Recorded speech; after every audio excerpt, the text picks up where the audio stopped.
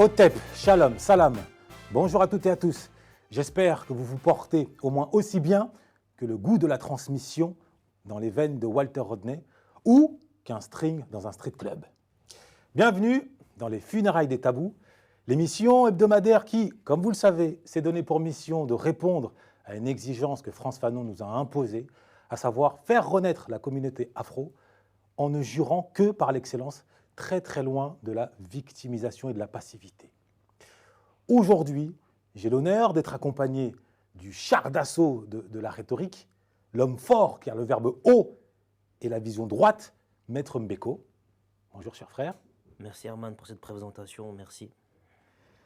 Et tenez-vous bien, aujourd'hui l'émission est un petit peu en marge de celle que l'on a coutume de faire, étant donné qu'on va cette fois-ci articuler une dynamique bien différente que celle qu'on a coutume d'articuler, à savoir la vérité. Être ou ne pas être. Être ou ne pas être. On a tendance à penser qu'une chose est dès lors qu'elle ne peut pas être, ou l'inverse. Or, quand on connaît la mécanique de la pensée, on sait que toute vérité est la somme de deux sous-vérités qui se complètent. Toute vérité est la somme de deux sous-vérités contraires qui se complètent. Ça s'appelle la dialectique. Et il se trouve qu'au sein de notre communauté, on a parfois tendance à négliger cette réalité-là, au profit des vérités tranchées, des opinions monocordes. Et aujourd'hui, nous allons briser justement cette habitude-là en laissant place à cette dialectique dès lors que l'on sait que l'opposition entre deux sages profite à la sagesse. Aujourd'hui, nous allons mettre en face deux visions de la vérité, à savoir d'un côté le kémitisme et de l'autre l'abrahamisme avec un de ses représentants qui se réclame davantage de l'islam. Pour ce qui est du kémitisme, nous avons l'honneur de recevoir Rismo Congo. Bonjour cher frère. Bonjour cher frère Herman. Et pour l'abrahamisme, tendance musulmane, nous avons l'honneur de recevoir le frère Mohamed. Bonjour mon frère. Alors les frères, comment, pour commencer, vous définiriez-vous?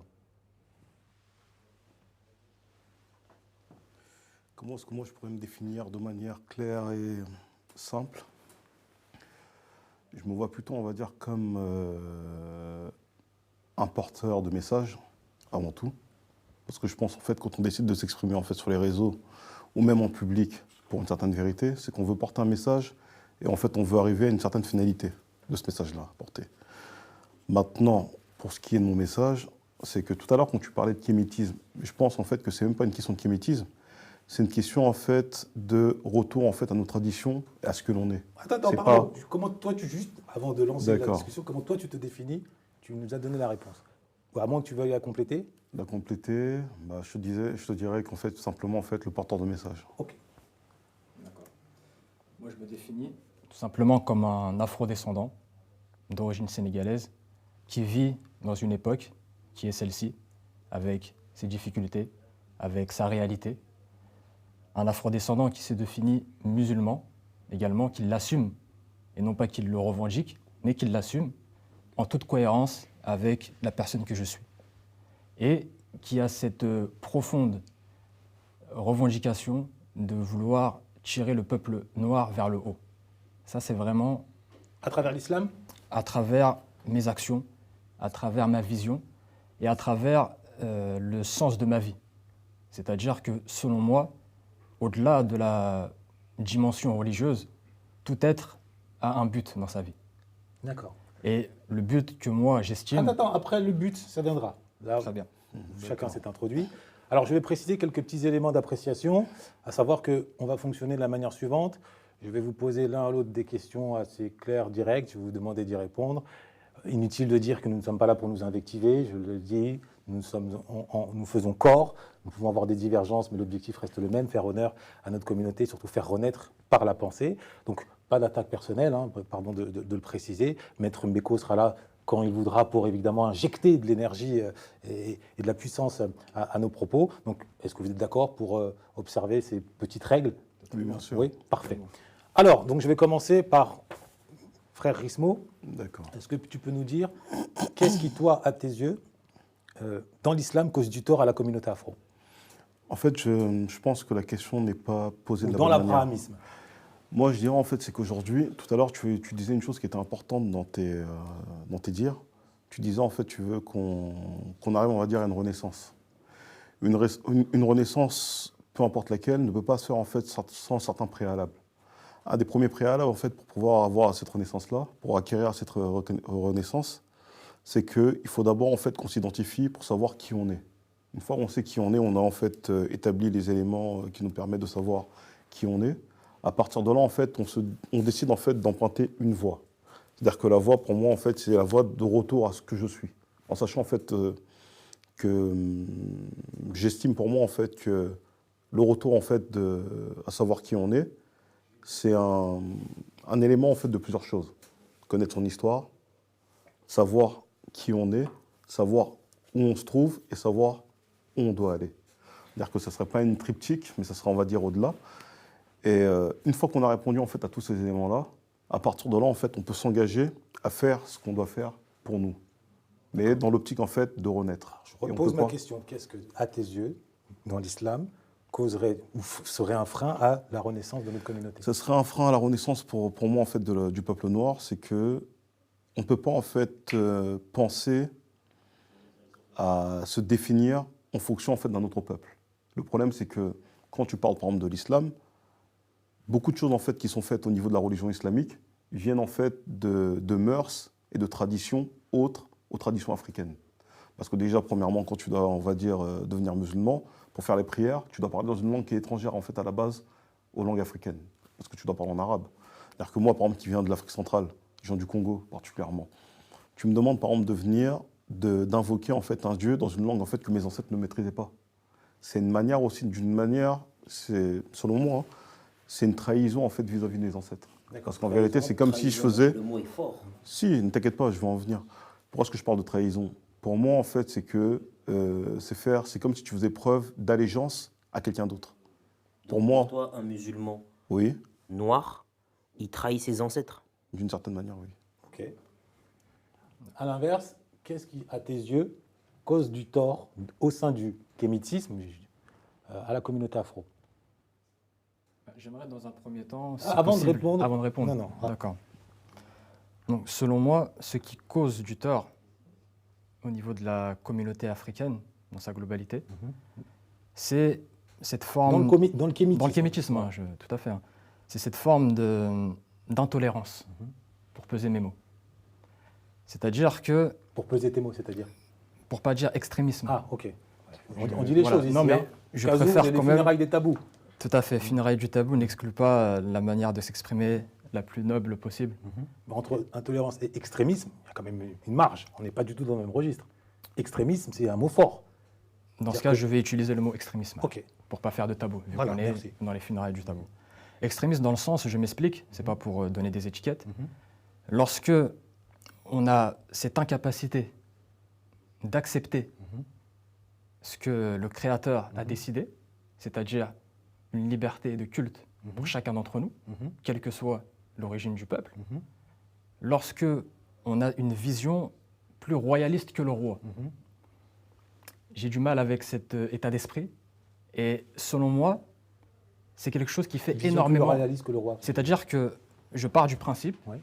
que nous ne sommes pas créés seuls, qu'il y a un créateur sur Terre et qu'il est le créateur de cette Terre, et que nous sommes les héritiers. Nous utilisons cette Terre. Lorsque le créateur nous a créés dans toute sa diversité, qu'il a permis à certains peuples d'embrasser certaines religions ou d'avoir une spiritualité qui leur correspond, je ne comprends pas la démarche de ces kémites, entre guillemets, extrémistes, qui vont vouloir imposer leur spiritualité aux autres, alors que même l'entité qui les a créés a permis cette diversité. J'ai une question, Mohamed. Est-ce que tu penses que l'islam s'est imposé en Afrique dans la douceur et la délicatesse? Ma question est simple. Je vais être totalement franc et transparent avec toi. J'ai conscience qu'il y a eu, comment dirais-je, pour ne pas dire des débordements, pour ne pas dire des déviances, qu'il y a eu une corruption de l'interprétation du message. C'est-à-dire? C'est-à-dire que, sans passer par 4 chemins, l'islamisation ne s'est pas faite que pacifiquement, si c'est pour répondre à ta question. Et comment elle s'est déroulée alors? Il y a eu plusieurs cas de propagation du message. Il y a eu la propagation naturelle, c'est-à-dire le rapport humain, d'homme à homme. Je t'explique ma nouvelle spiritualité, tu y adhères pas, tu as le droit. L'adhésion pacifique. On peut appeler ça comme ça. Et il y a eu effectivement une adhésion moins pacifique faite par la force. Sanguinaire ou pas? À partir du moment où nous abordons le contraire du pacifisme, on sous-entend qu'il y a eu du sang versé. Oui, sauf que moi, je ne pose pas de sous-entendu. Je demande si la conversion de masse, elle se fait dans la bienveillance ou la brutalité, pour ne pas dire le massacre. Comment on fait pour convaincre des milliers de personnes de changer brutalement de spiritualité? Tout simplement avec un message qui est universel. Maintenant, qui est universel. Non, qui est? C'est-à-dire Quel est le message? le message qui est la connaissance de cette entité supérieure et ce lien qu'on entretient avec ce créateur et également cet appel vers l'amélioration continue. Et maintenant, on va faire une petite aparté pour laisser la parole à nos chers annonceurs.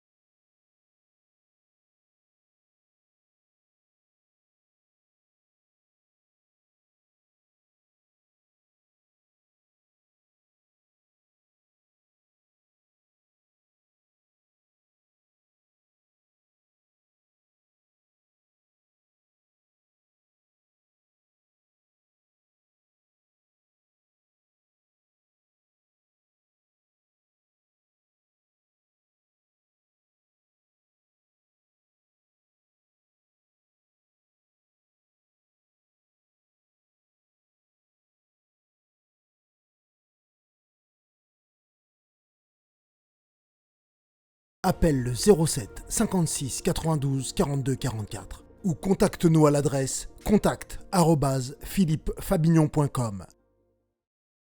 Donc selon toi, l'ancienne spiritualité ne reconnaissait pas l'entité supérieure?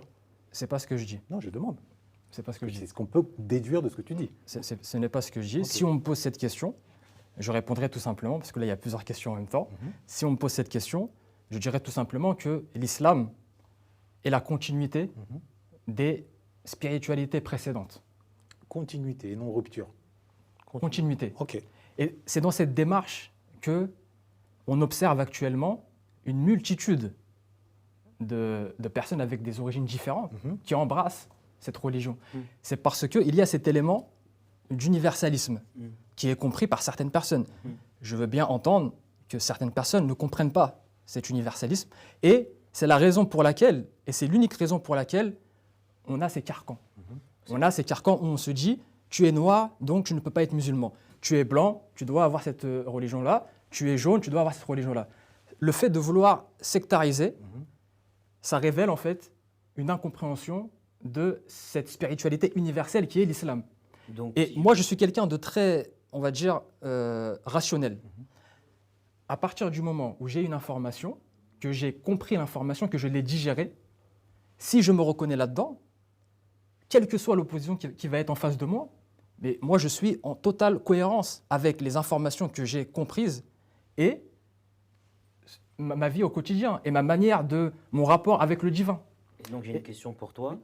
Contrairement à Rismo, tu penses que le peuple noir peut renaître en étant musulman? Selon moi, ça serait délétère de penser le contraire pour nous, pour notre peuple. Ça serait quelque chose de nuisible parce que j'ai conscience de la réalité actuelle dans laquelle on vit. Dans le sens où les presque 8 milliards de personnes qui sont sur cette terre sont réparties dans des spiritualités différentes. Donc ça, c'est quelque chose de concret. On n'est pas dans le fanatisme, on n'est pas dans la théorie. C'est quelque chose qu'on vit actuellement. Et je sais pertinemment que les choses ne changeront pas. Je sais pertinemment par ma raison, par mon intellect, que jusqu'à la fin des temps, il y aura sur Terre une manifestation de différentes spiritualités. Et du coup, j'ai une question. Excuse-moi, Je Mohamed. n'ai pas terminé mon propos. Je t'en prie, je te redonnerai la parole après. Rismo, est-ce que tu fais partie de ces kémites qui voudraient faire apostasier les musulmans et les chrétiens pour repartir sur une spiritualité ancestrale qui précède l'apparition des religions dites abrahamiques? C'est de la manière, en fait, ça dépend en fait comment est-ce que tu vois le terme apostasie. Apostasier, c'est renoncer à la foi, D'accord. qu'elle soit musulmane ou chrétienne, pour embrasser les spiritualités que D'accord. nos ancêtres avaient C'est-à-dire avant la rencontre avec les Arabes et les Européens. C'est-à-dire que quand tu utilises le terme apostasier, c'est-à-dire que moi, tel que je le perçois, c'est-à-dire qu'une personne pour moi qui est apostate, c'est une personne en fait qui voudrait en fait ne plus croire en fait en aucune autre foi ou une Non, autre l'apostasie, religion. c'est renoncer à une spiritualité. Oui, C'est pas ne plus avoir de foi, c'est d'accord. renoncer. Toi, tu as dit avant que tu étais chrétien. Effectivement. Donc tu as apostasié. Tu as renoncé à la foi qui consiste à dire que le Christ est ton sauveur. Effectivement, ouais. Donc c'est ça que je te demande. Est-ce que tu veux généraliser au monde musulman et au monde chrétien en Afrique l'apostasie ou pas? En fait, je répondrai à la question de manière simple. C'est-à-dire que pour moi, en fait, il résulte, c'est-à-dire que quand tu pars dans l'optique en fait où tu veux qu'il y ait une renaissance claire et précise du peuple noir, parce que depuis tout à l'heure, en fait, on parle de faire renaître en fait la culture, la politique, l'économie, la spiritualité de notre peuple. C'est-à-dire que d'un côté, valoriser ce que l'on est. Pour moi, tu ne peux pas en fait valoriser ce que tu es en faisant toujours allégeance à quelque chose d'autre. Parce que quand tu parles tout à l'heure, tu me disais apostasier, d'une certaine manière, oui. Comment tu fais pour les faire apostasier? Comment est-ce que je fais pour faire apostasier? C'est-à-dire qu'il faut en fait déjà premièrement apprendre à l'homme noir qui il est, connaître son histoire, sa culture. C'est-à-dire que tout ça ne peut pas se faire en fait en étudiant en fait ce que les autres ont fait pour leur bien-être. Parce que tu sais, quand on parle de question de spiritualité, on parle en fait d'une question morale, on parle aussi de justice sociale, on parle aussi de cohésion de groupe. Le problème, comment veux-tu en fait avoir une cohésion de groupe en ayant en fait des spiritualités différentes? Parce qu'aujourd'hui, quand on regarde en fait ce qui est en train de se passer aujourd'hui en Afrique, on voit que les Africains sont dans différentes spiritualités. On a tous vu ce qui s'est passé en Centrafrique il y a quelques années. C'est-à-dire qu'il y avait en fait une guerre religieuse entre les chrétiens et les musulmans qui se battaient sur quoi? Sur une foi qui leur a été importée et imposée. Pour moi, j'estime qu'il n'est pas normal qu'en tant qu'Africain, tu veuilles te battre avec ton frère, avec qui le même sang coule dans vos veines, juste pour une question religieuse qui a été en fait apportée par d'autres individus qui ne sont pas en fait des éléments en fait probants de votre peuple. Donc pour toi, Rismo, tu dis de manière assez directe qu'il est impossible d'unir les Noirs si on n'a pas la même spiritualité. À un moment donné, en fait, la question va se poser parce que tu vois, aujourd'hui, il commence à y avoir beaucoup de mouvements en fait dans toute la France, même dans le monde noir de manière générale. Tu peux le voir au Brésil, tu peux le voir aux États-Unis, tu peux le voir au Canada ou en Afrique et autres. On commence à tous voir qu'il y a un éveil des consciences. C'est réel parce qu'aujourd'hui, on nous parle de la question du franc CFA, on nous parle du problème dans l'impérialisme occidental en Afrique, dans l'impérialisme chinois, arabe, turc, russe aujourd'hui aussi, et autres.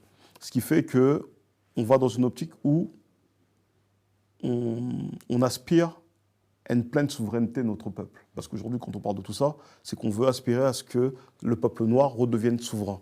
Le problème, c'est que tu ne peux pas en fait redevenir souverain quand ton esprit, quand tes références et autres appartiennent à un autre peuple. L'Indonésie est souverain, pourtant musulman. Souverain, ça dépend en fait comment est-ce que toi tu vois la souveraineté. Et je vais même aller plus loin pour compléter ce que dit Herman. Oui.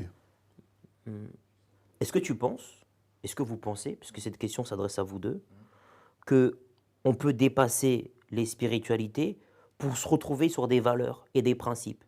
Valeurs comme la rigueur, la discipline, la détermination, la loyauté. Est-ce que ces 4 points que je viens d'énumérer ne sont pas suffisants pour fédérer des hommes, indépendamment de leur spiritualité? Pour moi, c'est-à-dire que tu vois tous les éléments, en fait, les principes que tu peux avoir en tant qu'être humain. Tu vois, par exemple, ici, on va dire qu'on vit en France. On est en France. En parlant en fait le français, qui est en fait un dérivé du latin. Tu réponds pas à ma question. Attends, je vais en arriver. Tu donnais 4 points qui permettent à des individus de tu parles des principes, non? Oui, mais, points. mais laisse-moi en fait en arriver aussi. Si tu ne me laisses pas développer, on ne pourra pas y arriver. Je viens de te dire, c'est qu'on parle le français qui est dérivé du latin. Le latin lui-même qui est dérivé du grec. Les Grecs nous ont ramené tout ce qui est démocratie. Les Romains nous ont ramené la République, la Respublica. C'est-à-dire que c'est des principes, il y a des valeurs à l'intérieur de tous ces principes-là. Maintenant, c'est qu'en étudiant en fait la plupart de ces civilisations et de ces populations, bah, en rentrant en fait dans leur culture, dans leur langage, dans leur langue et compagnie, on arrive, on va dire, à sortir, on va dire, certains éléments en fait de la culture de ces peuples. Maintenant, pour moi, pour une personne en fait qui veut en fait que les Africains renaissent, je veux en fait amener à ce que les Africains réétudient leur langue, leur culture et leur histoire. Le problème, c'est en appartenant en fait à une autre spiritualité, tu ne peux pas forcément en fait faire ce travail-là en profondeur. Mais je vois ce que tu veux, mais je vais Tu réponds pas à reprendre. sa question. Je vais reprendre. Par Moi, j'ai rapport parlé au d'un principe, RDDL. Rigueur, discipline. RDDL. Rigueur, discipline, détermination, loyauté. Oui. Est-ce qu'un musulman peut être rigoureux, discipliné, déterminé et loyal? Bah, bien sûr, c'est un être humain. Pourquoi on ne peut pas travailler ensemble alors? Et personne n'a dit qu'on ne peut pas travailler ensemble. C'est ce que j'ai dit. J'ai Non. posé une question. Je disais Est-ce autre qu'on peut chose. s'unir? Est-ce qu'on peut s'unir en ayant des spiritualités différentes, mais en ayant des principes similaires, comme la rigueur, la discipline, la détermination et la loyauté. Quand bien même l'autre y prie en direction de la Mecque et l'autre y prie en direction de Rome. Est-ce qu'on peut aller au-delà de ça? On peut en fait aller au-delà de cela. Quand, tu sais, dans un combat, il faut savoir que, pour moi, j'estime en fait quand tu es militant, tu es comme un militaire. Un militaire, en fait, c'est-à-dire que quand il va mener un combat, il va avoir plusieurs objectifs. Le premier objectif, par exemple, ce sera celui-là, ce sera tel objectif, le deuxième, le troisième, et ainsi de suite. Le problème, c'est que dans le premier objectif qui est le nôtre, actuellement, notre plus grand objectif, c'est-à-dire, premièrement, de sortir de la mainmise de l'Occident. Ça, c'est le premier objectif. C'est-à-dire que là-dessus, c'est là où moi et le frère, peut-être, on est en accord. Deuxième objectif, c'est L'objectif le plus urgent pour toi, c'est de sortir la mainmise. Oui, bien sûr. C'est une fois qu'on sort en fait de ces choses-là, après en fait ces questions-là en fait pourront revenir. Mais une fois qu'on a établi le premier objectif, il faudra passer au deuxième objectif. Je viens de te dire, c'est que tu ne peux pas en fait demander à un moment donné en fait à un peuple qui a été dominé comme le peuple africain l'a été par différentes vagues de population. Parce que aujourd'hui, on parle de la domination la plus voyante et la plus criante, c'est celle de l'Occident sur nous. Française, anglaise, portugaise, espagnole.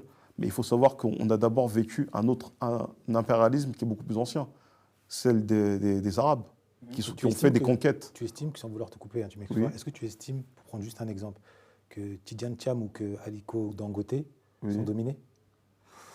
Là, en fait, on parle d'une question en fait, financière, c'est encore autre chose. Non, mais c'est pour ça que pour hiérarchiser... Pour moi, en fait, c'est-à-dire que hiérarchiser, tu as la domination Parce que les valeurs auxquelles il fait référence, ça te permet d'imposer une puissance, quelle que soit ta spiritualité. En fait, là, on revient en fait, à peut-être cette rhétorique que certains Noirs aujourd'hui peuvent avoir, que pour être respectés dans le monde, il faut en fait qu'on devienne des Noirs juste en fait riches financièrement. Moi, je dirais en fait que pour être respecté en tant que peuple, il faut d'abord qu'on respecte soi-même en tant qu'individu et en tant que population. Et le problème, c'est que ça passe en fait par des valeurs culturelles. Parce que quand je parlais par exemple aujourd'hui à un Chinois... Donc tu ne crois pas aux valeurs dites universelles, en gros? Universelles, je ne pense pas. Comme celle qu'il a évoquée. Il n'y a pas d'universalisme dans le monde.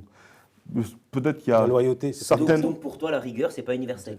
Non, c'est pas ça que je suis en train de dire. Non, je pose une question. Je ne parle pas de ça. Alors que là, tu me parles d'autre chose. C'est-à-dire que moi, quand je te parle en fait de valeurs universelles, c'est-à-dire que quand tu vas voir chaque peuple dans ce monde, chaque peuple en fait a des attributs propres à lui-même. Si je vois des Chinois aujourd'hui... Pardon, je vais donner un exemple. Très vite. Tu dis chaque peuple, alors dans ce cas-là, c'est la notion de peuple qu'il faut bien voir. Chaque peuple a des attributs propres à lui. C'est une phrase importante. Oui, effectivement, ouais, c'est ce que j'ai dit. Qu'est-ce qui est propre aux Asiatiques? Déjà, qu'est-ce que tu appelles peuple? Quand tu dis asiatique, c'est quoi? C'est chinois, c'est japonais? Ça, je viens de te dire, j'allais parler en fait du peuple chinois. Je te parle, si tu prends par exemple, le principe par exemple, de la population chinoise, il y a des valeurs en fait qui ont été exaltées en fait tout au travers de l'histoire de la culture chinoise. Par exemple, tu vas prendre ceux qui sont par exemple taoïstes. Il y a des principes en fait qui sont propres aux taoïstes que tu ne retrouves pas peut-être chez les hindous ou non, du moins chez les. Ah, mais lesquels? Non, mais ça, je suis en train de te dire, c'est que chaque peuple en fait en vérité a des principes propres à lui-même, des valeurs en fait humaines, des valeurs spirituelles et des valeurs même de respectabilité en fait au niveau de la société. Parce que quand tu parles de spiritualité, le but en fait, c'est quoi en fait une spiritualité?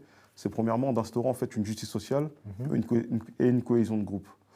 Est-ce que les spiritualités en fait qu'on est en train de nommer nous ont permis en fait d'avoir une justice sociale au travers de l'histoire? au niveau en fait, de notre population, que ce soit au niveau de l'islam ou même du christianisme. Est-ce que quand on parle, en fait, aujourd'hui, on sait qu'il y a des questions d'esclavage qui est faites vis-à-vis des Noirs. Est-ce que l'islam a pu, par exemple, faire cesser l'esclavage vis-à-vis de nos populations, en sachant qu'aujourd'hui, il y a des populations noires qui sont encore esclaves dans certaines terres islam. Pourtant, des Noirs qui sont eux-mêmes musulmans. C'est des questions en fait, qu'on devra en fait, poser. Voilà, Mohamed, tu peux répondre. Pour répondre juste sur ce point, Oui. fondamental. qui est très Fondamental, important, oui. même si j'aimerais rebondir aussi sur d'autres points qu'il a abordés, Bien sûr. concernant l'africanité et la religion, concernant la culture d'un peuple et la religion, qui sont deux choses vraiment qu'on dissocie. Bien On sûr. dissocie en tant Déjà, que- rapidement, parenthèse. Oui. Est-ce que pour toi, il existe un peuple noir? Parce que dans son propos, il existe un peuple noir. Il existe un peuple noir avec une diversité, D'accord. avec Mais une il existe diversité un de peuple noir. caractéristiques. D'accord. Le premier Donc là-dessus, peuple, tu le rejoins. Il existe un peuple noir. qui a foulé la terre est un peuple noir. Oui, mais le premier, ça veut dire que c'est l'humanité dans ce cas-là. L'humanité, c'est Pour toi, l'humanité est noire. l'Afrique est le berceau de l'humanité. Je ne parle pas de berceau. C'est que, parce que lui, il est clair. Il nous dit le peuple noir. Il assume, c'est direct. On peut considérer que c'est extrémiste, racialiste, comme on voudra, mais il assume. Est-ce que sur ce terrain-là, tu le rejoins? Est-ce que selon toi, il existe un peuple noir? Selon moi, il existe un peuple noir, effectivement, Ok, avec des diversités multiples. très bien. Et c'est la réalité. D'accord. Je ne suis pas dans une opinion. Alors, qu'est-ce qui dans détermine une- un peuple? Selon moi, ce qui détermine un peuple, c'est sa culture. Ok. Donc, Et il existe une culture noire. une culture à chaque peuple dans la diversité. C'est-à-dire qu'il y a un peuple noir, si on doit faire un schéma, il y a un peuple noir qui est composé de différentes, qui a différentes cultures, Différentes ethnies, différentes spiritualités. Voilà, totalement. Bien sûr. Et donc, ces différentes cultures-là sont totalement dissociables de la spiritualité.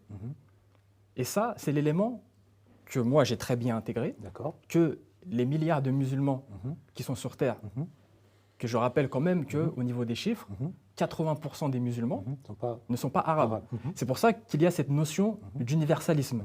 Et lorsque j'utilise des termes, il y a en contrepartie les chiffres et la réalité qui viennent corroborer ce terme. Ce n'est pas juste annoncer un terme pour dire je crois en ça et voilà. C'est la réalité que j'expose. Et maintenant, on va faire une petite aparté pour laisser la parole à nos chers annonceurs. J'ai interviewé Booba, Le mic c'est chimique, les négros sont déclassés par Pokora Diam, c'est cynique. j'ai fait découvrir Section d'Assaut et Gims au public.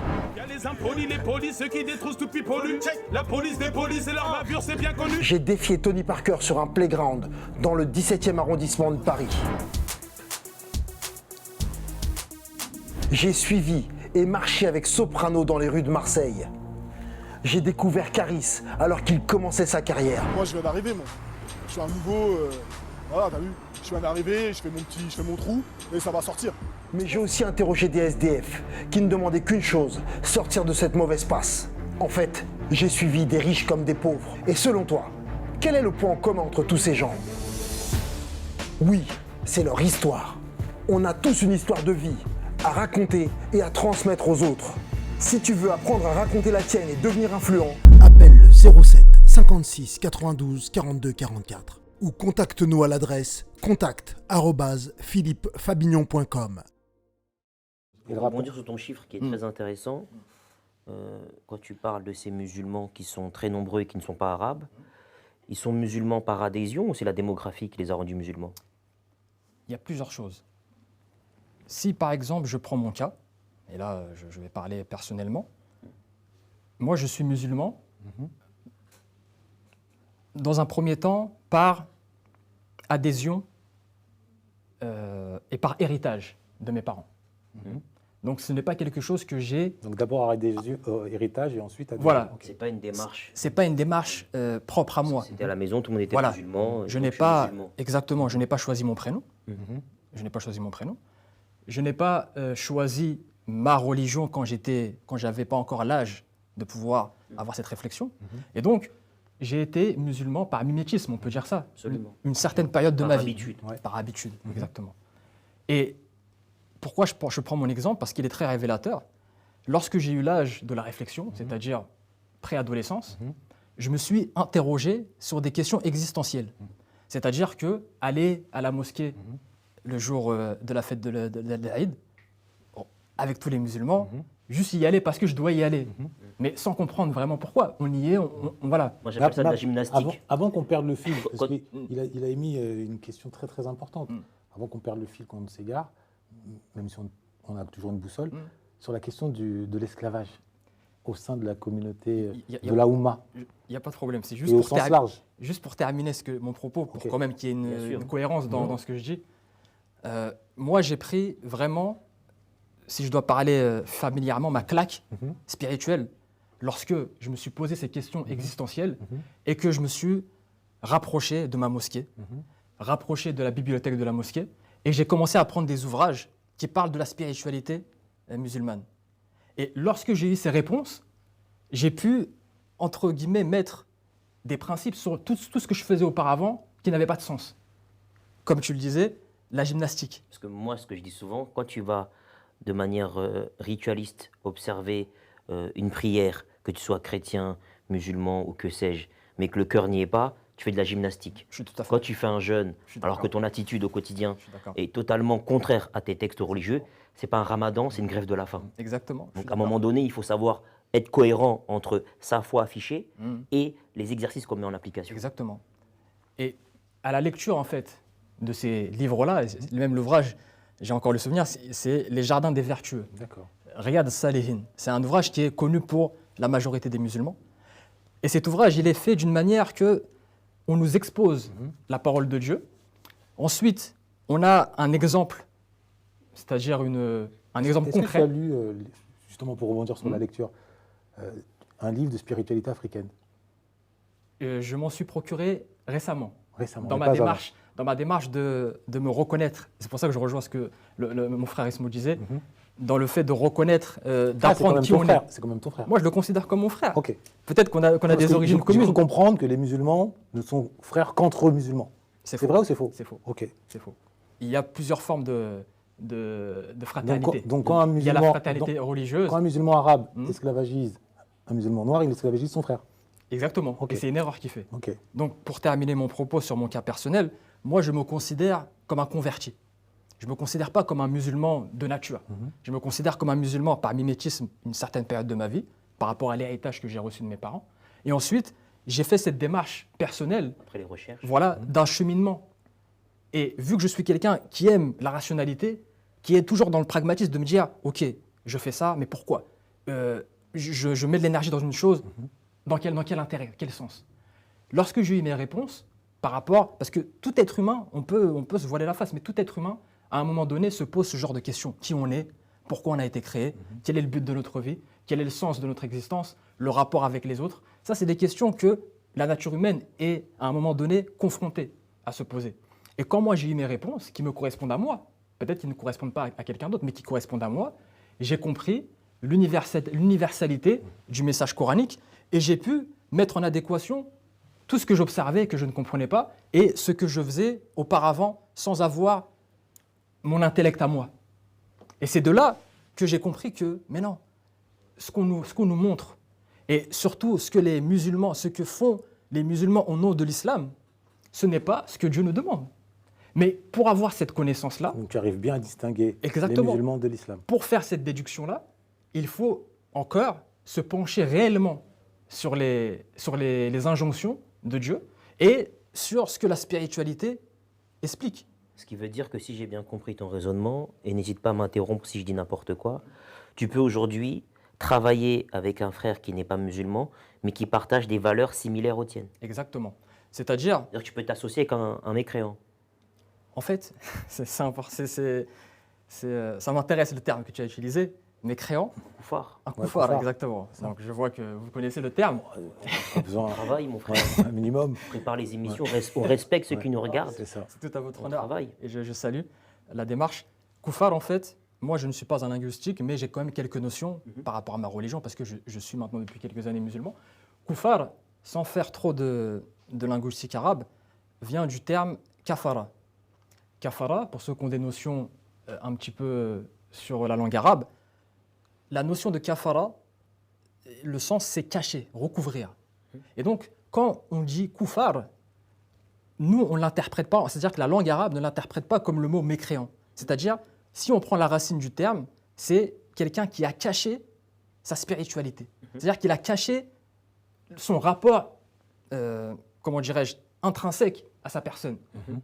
Et pourquoi on appelle Kufar, il y a même une sourate dans le Coran qui s'appelle Al-Kafirun, les mécréants, qu'on traduit par les mécréants, mais ce ne sont pas les mécréants. C'est une mauvaise traduction. Voilà, c'est une mauvaise traduction parce qu'on ne peut pas effectivement saisir la profondeur du Coran avec une traduction. C'est impossible. Et ça, c'est vraiment une barrière qu'il faut réussir à passer avec l'intention, avec la volonté. Et la bonne foi. Et la bonne foi. Et donc, pour revenir sur le terme, ce ne sont pas des mécréants. Nous, en islam, on considère que chaque être humain est musulman. Et musulman dans le sens où, quand on traduit l'islam, c'est la soumission. Et quand on est à Dieu, à la personne, pas la personne, mais à l'entité qui nous a créés. Et donc, les musulmans considèrent chaque être humain musulman. Maintenant, qu'est-ce qui fait qu'un musulman devient koufar? C'est-à-dire c'est une personne qui a caché sa foi. C'est-à-dire que sa foi, elle est là, mais elle n'a pas été encore exposée. Elle est toujours recouverte. Et c'est pour ça qu'on emploie le terme kafara, caché, enveloppé, recouvrir. Et toi, tu te sens plus proche d'un Palestinien musulman ou d'un Congolais chrétien? Moi, je me sens proche de l'être humain qui est juste. Je répète ma question. Qui est juste dans son comportement. Alors, je n'ai pas été très clair. Okay. Tu es chez toi, tu allumes la télévision. D'accord. Tu vois un Palestinien subir ce qu'il subit. Tu changes de chaîne, tu vois un Congolais subir ce qu'il subit. Pour moi, il n'y a aucune différence. Attends, si l'un et l'autre, il y a des appels au don pour envoyer de l'argent. Tu envoies de l'argent à qui? S'il te reste 50 €. Aux deux. Tu envoies aux deux? Aux deux parce que les deux subissent une injustice. C'est-à-dire que je sens ce qu'il y a d'implicite dans la question, mais c'est une question importante parce qu'il faut être franc aussi avec ça. C'est-à-dire que, et ça, c'est le combat aussi que je pense que mon frère aussi, qui lui tient à cœur aussi, le fait d'être en accord avec qui on est et dans quoi on met notre argent, qu'est-ce qu'on investit. Pourquoi cette question?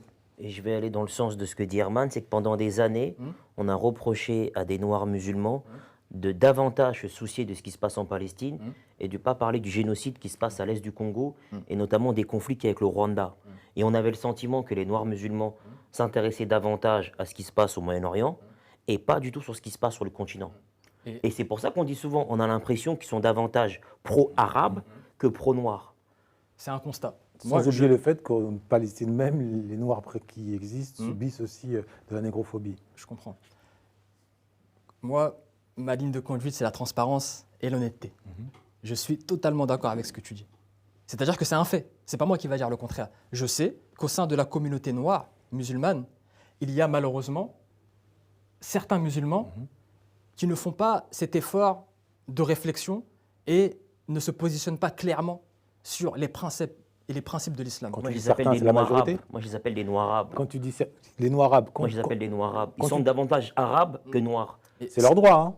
C'est leur droit. C'est leur droit, mais moi, en tout cas. Mais en termes de proportion, parce que certains, c'est un peu flou. Non, mais on n'a pas les chiffres, personne ne peut vérifier. Non, mais selon lui, au niveau des statistiques. Ils sont nombreux. Moi, je dirais juste que ça existe et que c'est quelque chose avec laquelle je suis en total désaccord. Parce que c'est un non-sens.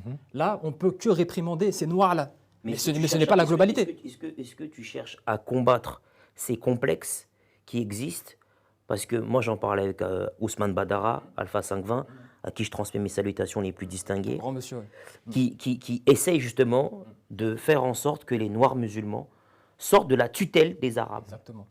Et sortent de la soumission des Arabes. Exactement. Pour gagner en virilité et en crédibilité. Je suis totalement d'accord avec ça. Et Ousmane Badara, vu que tu évoques son nom, moi, c'est quelqu'un que je respecte, même si je ne le connais pas personnellement. Je ne suis pas d'accord avec tout ce qu'il dit. Et ce n'est pas pour répéter, comme tout le monde le dit, voilà, lui, je l'aime bien, mais je ne suis pas d'accord. Non, moi, c'est vraiment son discours. Il y a vraiment des choses où je ne suis pas d'accord. Par contre, là où je suis très respectueux et là où j'encourage sa démarche, c'est qu'il a ce positionnement ferme sur ce que les Noirs doivent faire. Les Noirs musulmans. C'est-à-dire, ils représentent la figure de l'homme noir solide, avec toutes ses particules, toutes ses caractéristiques en tant qu'Africain, mais également son islamité. Totalement. Et pour l'instant, dans le paysage, c'est le seul personnage, au-delà même des imams, parce qu'on a des imams noirs. Et au-delà même de ces imams-là, pour le moment, c'est la seule personne que j'ai vue en étant autant crédible sur ce que l'homme noir doit défendre en tant que noir et son islamité, sans complexe. Et donc moi, je m'inscris totalement dans la démarche de ce grand frère Ousmane Badara. Maintenant, il faut être en mesure, si on veut avancer vraiment, il faut être en mesure de reconnaître nos torts. Il faut être en mesure, des fois, vulgairement, de tirer sur les nôtres. Moi, je suis musulman, noir, de Normandie. C'est quelque chose que je vois, pas dire au quotidien, mais je sais qu'il y a des noirs musulmans qui ne font pas cet effort. Comme on le disait tout à l'heure, dans le mimétisme. Ils vont suivre la majorité, qui est souvent maghrébine, et ils ne vont pas se positionner en tant qu'être humain, noir, avec les caractéristiques que ça sous-entend. Et donc, avec ce mauvais positionnement, forcément, quand Maître Beko m'annonce ça, je ne peux que être d'accord parce que c'est une réalité. Donc, selon toi, pour résumer, on peut rester afro-musulman tout en brisant le complexe d'infériorité. Moi, c'est ce que je défends, c'est la posture que je montre en privé comme en public. C'est-à-dire que lorsque je fais des vidéos à travers mon Instagram, lorsque je fais des citations depuis maintenant près de 10 mois, il y a toujours cette touche d'africanité, cette touche de fierté d'être africain et d'être musulman. Et donc j'imagine que tu as dénoncé sans retenue les propos d'un Bassem Braiki, non-stop. J'aimerais même pas qu'on lui fasse de la pub à lui, mais ça c'est quelque chose qui ne devrait même pas exister. Ah, ok. Lui, on ne peut pas considérer que c'est un musulman. Il fait honte aux musulmans, dans sa globalité. Je ne parle même pas qu'au niveau des Maghrébins, mais dans l'islam, au niveau de l'islam, il vient aux antipodes des principes religieux, des principes islamiques. Ça, c'est quelque chose qu'il faut radier. Moi, j'avais une question pour Rismo. D'accord. Rismo, est-ce que tu penses, aujourd'hui, en 2022, qu'on peut réussir, dans une démarche panafricaine, à nous réunir musulmans, kémites, chrétiens, animistes, spiritualistes, sans religion, sans spiritualité, mais noirs, à nous réunir dans un but de rendre notre communauté excellente? Est-ce qu'on peut réussir à dépasser tout ça? Après, tout ça dépend en fait de l'intelligence des individus. Tout à l'heure, il a dit quelque chose qui est important, c'est que il revient en fait à chacun d'entre nous, en fait, en vérité, de faire ce travail-là. Maintenant, ceux qui ont l'intelligence de pouvoir le faire, peuvent le faire. Et ceux qui ont les capacités aussi intellectuelles, mentales, de le faire. Mais maintenant, ça, c'est un combat personnel. Je pense qu'on va dire, ça, c'est quelque chose qui a trait à chacun d'entre nous, en fait, de faire ce travail-là sur soi-même pour pouvoir, en fait, tirer le meilleur de nous-mêmes. Donc tu penses que c'est possible? Je pense que c'est possible, mais pour les personnes, en fait, qui sont les plus avancées intellectuellement et mentalement parlant. Donc c'est pas quelque chose, en fait, qui est donné à tout le monde. Okay. Le frère, ce qu'il a fait, c'est une démarche, en fait, qui est honorable parce qu'il a fait des recherches, déjà, premièrement, sur sa spiritualité. Moi, je suis quelqu'un... On peut ne pas être d'accord, peut-être, sur la manière de voir les choses, mais ce que je respecte toujours dans ma vie, c'est quoi? C'est quand une personne, en fait, pose des actes et que ces actes, en fait, deviennent intelligents. Tu vois un peu? Ce qui fait que ce que je respecte, c'est toujours l'intelligence. Ce qui fait qu'aujourd'hui, pour moi, dans ma démarche, on peut travailler avec des frères qui ont compris quels sont les enjeux mondiaux dans lesquels les Noirs sont impliqués. Maintenant, pour une personne qui ne comprend pas les enjeux, de lui demander, en fait, juste en fait, d'adhérer à une spiritualité, personnellement, pour moi, en fait, c'est la perdre. Parce que pour moi, en fait, j'estime que le respect... La spiritualité. C'est-à-dire que adhérer, c'est-à-dire que tout à l'heure, je disais une chose, je disais que quand tu adhères à une spiritualité, tu fais d'un côté allégeance, en esprit, parce que la spiritualité, c'est l'esprit. C'est-à-dire que tu fais allégeance à une doctrine. Et une doctrine, souvent, malheureusement, vient... ça n'émane jamais de nulle part, ça vient toujours de quelque part. Parce que je pense que chez les musulmans, quand ils doivent faire leur hajj, il faut qu'ils aillent faire le pèlerinage à la Mecque. C'est pas moi qui l'ai inventé. Mais que réponds-tu? Pardonne-moi, Herman. Aller à la Mecque, c'est pas incompatible avec le fait d'être un panafricain et de se mobiliser pour unir les Noirs sur le continent. J'allais en venir. L'un n'empêche pas l'autre, non? Pourquoi est-ce que je disais ça? C'est que pour moi, en fait, quand tu fais un pèlerinage, c'est-à-dire que tu vas honorer une certaine chose. Oui, bien sûr. C'est ça le but du pèlerinage, c'est d'honorer et de faire honneur, en fait, à ces choses-là. C'est-à-dire que pour moi, j'estime en tant qu'Africain que là où les Africains, en fait, doivent faire un pèlerinage, c'est dans leurs endroits sacrés. J'aimerais beaucoup plus, en fait, par exemple, que le frère qui vient du Sénégal, qui est pas peut-être du peuple mandingue, qui est là en fait faire un pèlerinage peut-être à Tombouctou. Pour moi, c'est plus en adéquation avec mon idéologie que faire un pèlerinage quelque part en fait qui n'est pas attrait à ma culture ou à mon histoire. D'accord. Tu vois un peu? C'est-à-dire que pour moi, en tant que Congolais, moi qui suis descendant du Royaume Congo, il est important pour moi en tant qu'Africain de me reconnecter à mes racines, partir par exemple faire un pèlerinage à Banza Congo. Ou pour quelqu'un qui vient, je sais pas, je vais dire une bêtise, qui vient d'Afrique australe, sur le site de Monomopaté. C'est des choses en fait pour moi qui sont importantes. C'est-à-dire que pour en fait un peu rebondir un peu à ce que tu disais aussi, c'est que si en fait on veut tirer dans la même direction, il faut qu'à un moment donné en fait on représente en fait les mêmes valeurs, parce que avoir de la rigueur, avoir de la discipline Justement, et autres, des fois n'est pas suffisant. Alors, je rebondis Moi, là-dessus. moi, Si je- je peux me moi, permettre je juste un mot. Attends, excusez-moi. Que réponds-tu à ceux qui prêtant l'oreille aux kémites, si je puis dire, qui se réclament de l'Égypte antique en se basant sur les, Bien sûr. sur les propos La véridiques de spiritualité africaine. spiritualité africaine, mais kémitis, tu vas comprendre pourquoi j'en viens, notamment aux lois de la mat, et qui, finalement, souvent, on reproche, on leur dit, mais attendez, ils disent que ce soit l'abrahamisme, de manière générale, serait un plagiat de cette spiritualité des lois de la mat.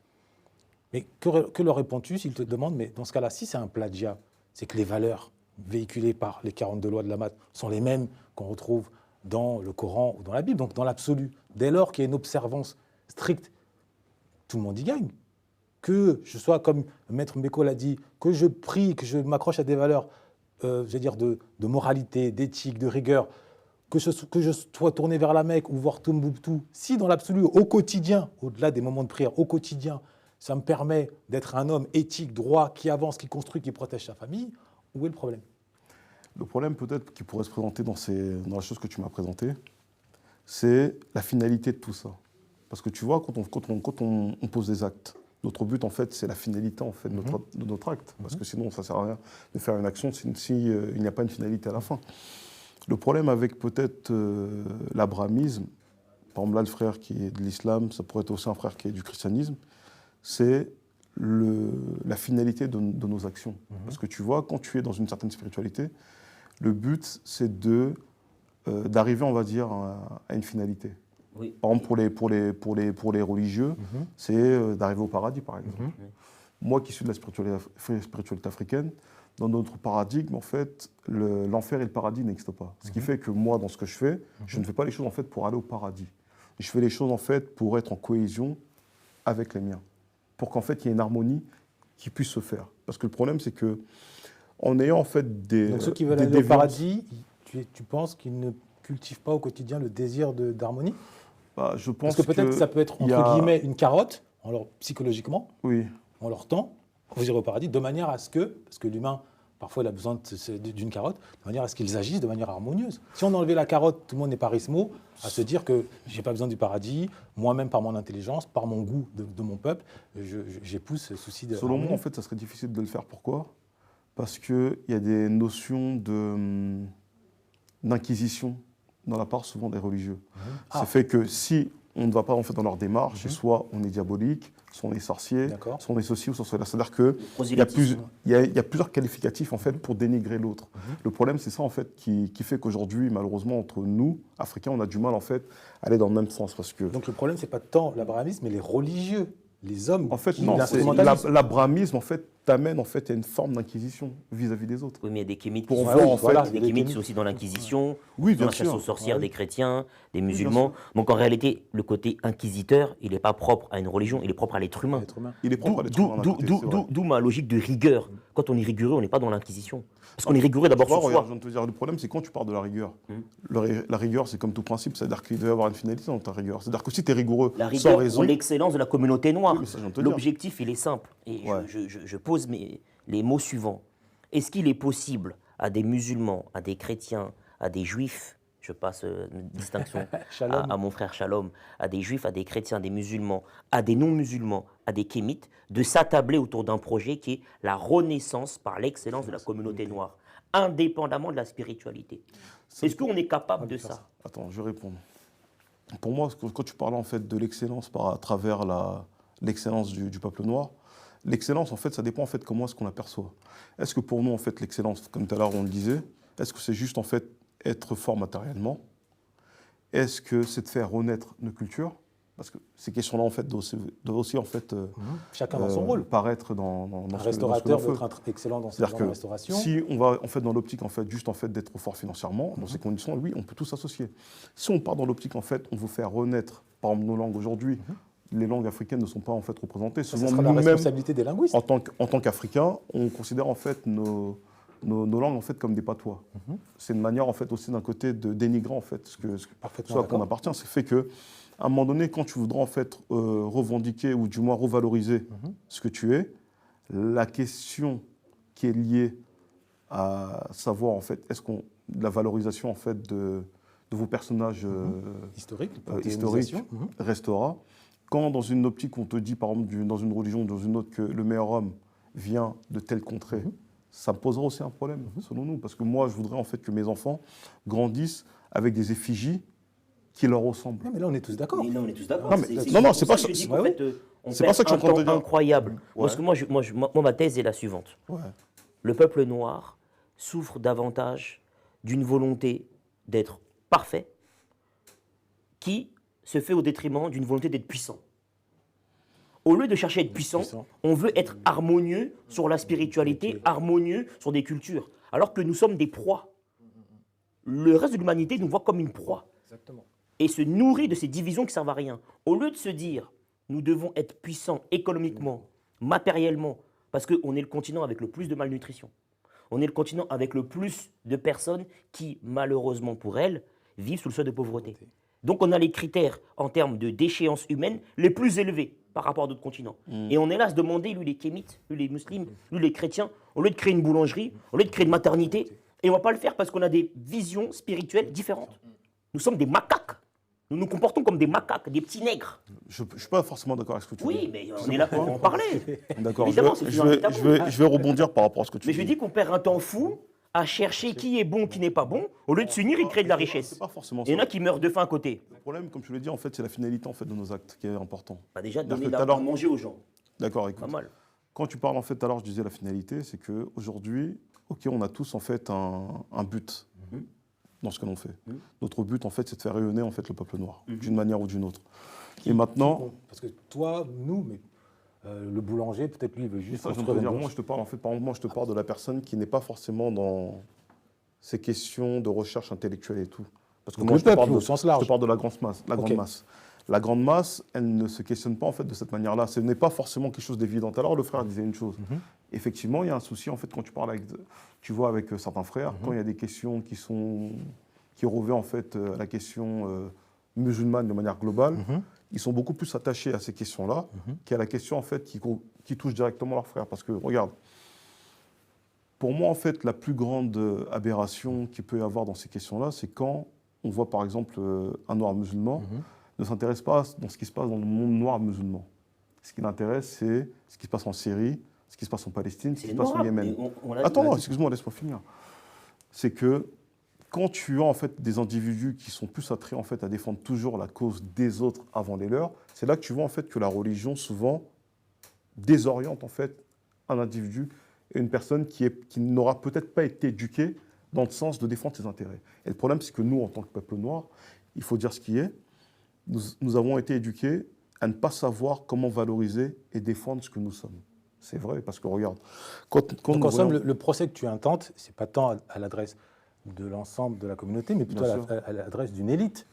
Non, que pas c'est forcément des élites. Alors, quand je dis une élite, c'est l'élite qui a la responsabilité, quand c'est un imam, une responsabilité ou religieuse ou politique, avoir un projet commun. Maintenant, Ouais. pour le tout venant, pour le professeur, le boulanger, l'architecte, le galeriste, lui, pourquoi lui attendre de lui qu'il ait une finalité collective? Dès lors qu'il déjà il a une finalité familiale, sachant qu'une communauté forte, c'est une somme de familles fortes. Dès lors qu'il a une finalité familiale, il fait déjà son travail. À son niveau familial, oui, peut-être. Mais comme tu le dis, Si c'est tu que là- additionnes, Là, en fait, on est en train d'aborder les questions en fait, pour orienter en fait, la destinée du peuple noir. Du moment en fait, que tu vas dans cette optique-là, effectivement, on abordera peut-être plus la question au niveau des élites. Ouais. C'est une réalité. Et maintenant, le problème, c'est que si on a des élites en fait, qui ne sont pas qui ne sont pas en fait des gens conscients de leur rôle et de leur place, ça pose un problème. Et si tu as en fait après derrière en fait des personnes qui sont des élites, qui ne défendent pas en fait l'intérêt propre de leur peuple, mais par une forme d'universalisme, ils voudront en fait défendre, on va dire, la terre entière. Pour moi, je dis, quand tu es un bon parent, tu fais d'abord quoi? Tu penses que c'est l'universalisme qui est en cause? Bah pour moi, ou le complexe d'infériorité? Non, c'est l'universalisme en fait a trait aussi à ce genre de choses. Parce que souvent, peut-être que je rentrerai en fait dans des sous-questions en dessous. Peut-être qu'on n'a plus le temps. C'est que pour moi en fait la question d'universalisme est souvent en fait attrait au régime impérial. Ça dépend dans quel domaine, mais je comprends ce que tu dis. En gros, les droits de l'homme, quoi. Oui, malheureusement, on doit conclure. Et je vais m'arroger la conclusion pour une fois que je suis avec toi, Herman, donc je ne vais pas te laisser le monopole de cette conclusion. En tout cas, moi, je pense très sincèrement qu'au-delà des divergences que nous pouvons avoir, musulmans, kémites, spiritualistes, chrétiens, juifs, en tant que noirs, en tant qu'afro-descendants, nous avons le devoir, si ce n'est l'urgence, de nous unir. Pas de s'unir parce qu'on est d'accord sur tout, non. De s'unir parce qu'on est d'accord sur l'essentiel. L'essentiel, c'est de s'organiser, se structurer dans la discipline, la détermination, la rigueur et la loyauté. C'est un devoir qui est une urgence sociale. Parce qu'aujourd'hui, nous sommes les derniers de l'humanité. Pourtant, nous avons commencé comme berceau de l'humanité. Et c'est une honte, je le dis, quand on a des frères et des sœurs qui laissent des gens mourir de faim parce qu'ils sont en train de s'entretuer sous des guéguerres qui ne mènent à rien, au lieu de créer de la richesse, créer de la valeur. Sauvons un maximum d'afro-descendants, parce qu'on a le pouvoir de le faire. Et comme ça, on pourra renaître. Et après, on pourra parler des tergiversations spirituelles quand on n'aura plus de gens qui meurent de faim ou qui vivent sous le seuil de pauvreté. Tout à l'heure, j'ai parlé d'objectifs. Dans un combat, tu dois toujours avoir plusieurs objectifs. Est-ce que chacun l'un comme l'autre, ce sera le mot de la fin, vous auriez un message, une phrase à adresser aux musulmans afro et une phrase adressée aux kémites afro? Moi, ce que j'enverrai en une fait, phrase, une phrase de manière, je vais essayer de faire un peu vite, c'est il faut en fait qu'il y ait un sursaut d'orgueil en fait de la part des noirs musulmans. Merci. Moi, le message que j'ai adressé aux kémites, dans leur globalité et leur diversité, c'est qu'avant tout, nous sommes des frères et que, comme l'a très bien dit Maître Mbeko, on a un intérêt en commun. Concentrons-nous sur l'essentiel. On a un intérêt en commun. Et il faut avoir cette maturité d'esprit pour dépasser nos divergences, quelles qu'elles soient, car inéluctablement, elles resteront. Donc, soyons intelligents. Comme j'aime dire, respectons nos intelligences. Sursaut d'orgueil, respectons nos intelligences. Comme vous le voyez, les funérailles des tabous, on peut se décliner sous plusieurs formes. Aujourd'hui, nous avons mis en articulation la dialectique qui consiste à dire que toute vérité est la somme de deux sous-vérités, et comme vous l'avez pu le constater, elles se complètent. Si vous avez été bien attentif, vous avez pu constater qu'en définitive, derrière cette opposition apparente frontale, se cachait finalement un dénominateur commun, l'amour des nôtres. Maintenant, cet amour-là, chacun croyait y voir une spécificité, alors qu'il peut se retrouver autour d'un tronc commun. Les funérailles des tabous, nous sommes là pour participer à la renaissance de la communauté par l'excellence, en gardant à l'esprit que condamner la pomme pourrie, c'est très bien, mais comprendre les racines du pommier, c'est autrement mieux. Quand on va loin tout seul, on va vite, mais quand on va loin ensemble, on va vite, on va loin, mais surtout, quand on est ensemble autour d'une table, on va haut. Les funérailles des tabous, on vous dit à très bientôt.